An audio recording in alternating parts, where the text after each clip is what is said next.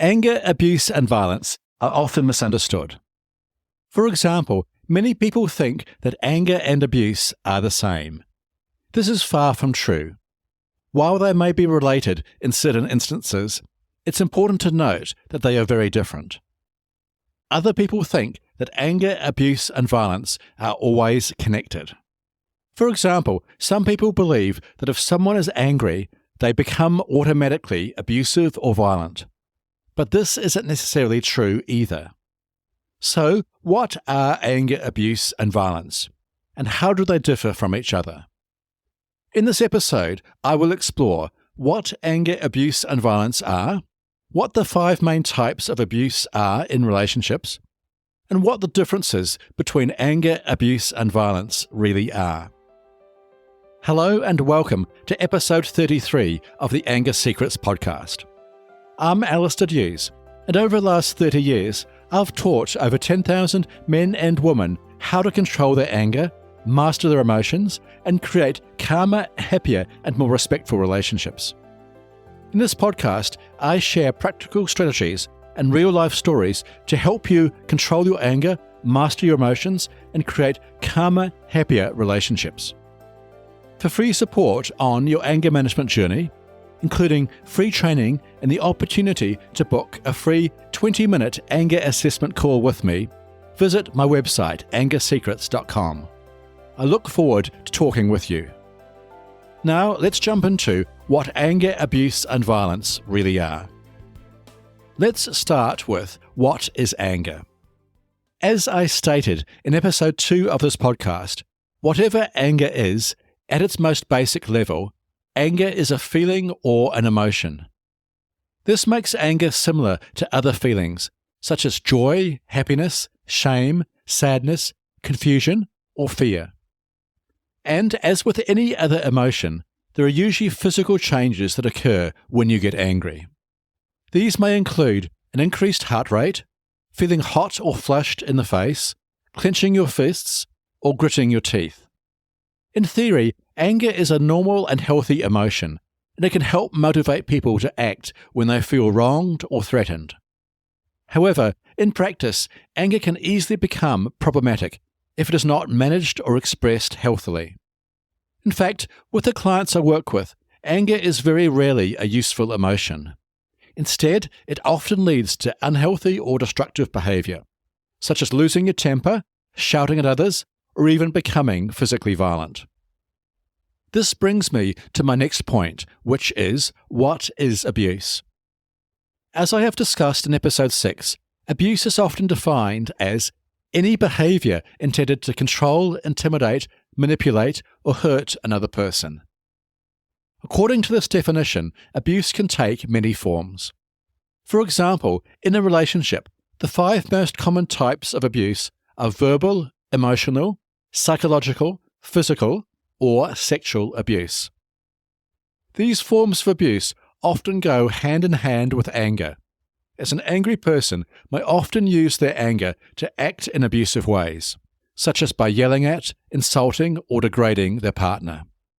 However, it is essential to note that while anger is a feeling, abuse is always an action. It is possible to feel angry at your partner and not act on it, and it is possible to act in abusive ways without being angry. So, anger is a feeling and abuse is an action. Finally, let's look at violence. As I described in episode 6, violence can be defined as any behavior intended to control, intimidate, manipulate, or hurt another person. You may notice that this definition is the same as the definition I have used for abuse. This is because I believe there is no difference between abuse and violence. Basically, abuse and violence are the same thing. Why do I say this? One way to answer this question is to ask people to think about their childhood. Many people I work with have experienced abuse or violence as children. For example, many of my clients have witnessed arguments between their parents while growing up. They may recall one parent shouting at the other parent, belittling them or telling them they are good for nothing, worthless, or hopeless. Many of my clients have also experienced physical abuse as children. For example, they may have been hit by a parent, had things thrown at them, or been pushed or shoved. At these times, the abusive parent would also usually say cruel things to my clients, including words that hurt, embarrass, or humiliate them. When I discuss these events with my clients, I often ask them which had the most effect on them, the physical abuse they suffered or the emotional abuse. Almost always, the answer is the emotional abuse. Emotional abuse, more often than not, leaves deeper scars and causes greater long-term damage than physical abuse. This is why I believe there is no real difference between abuse and violence.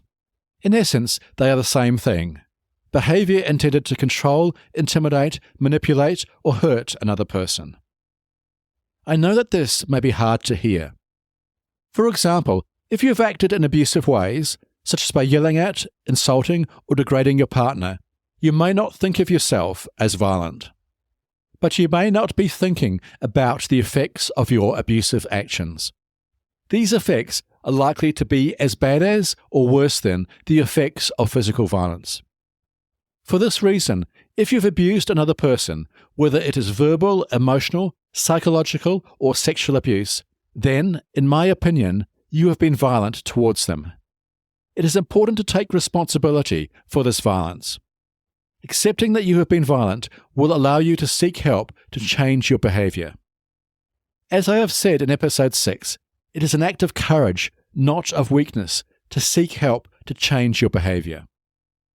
If you're willing to take this step, please seek a therapist or counselor who can help you. Or, as an alternative, my life-changing online course, The Complete Anger Management System, will teach you the skills you need to control your anger, master your emotions, and create healthier, more respectful relationships. You can find out more details about this course by visiting my website, angersecrets.com. Remember, however, if you've been abusive in the past, you are not a bad person. Instead, you have probably learned some unhealthy ways of relating to other people, either from your upbringing or from patterns in the culture that you were raised in. Fortunately, you can change these patterns. With help, you can learn new, healthier ways of relating to others.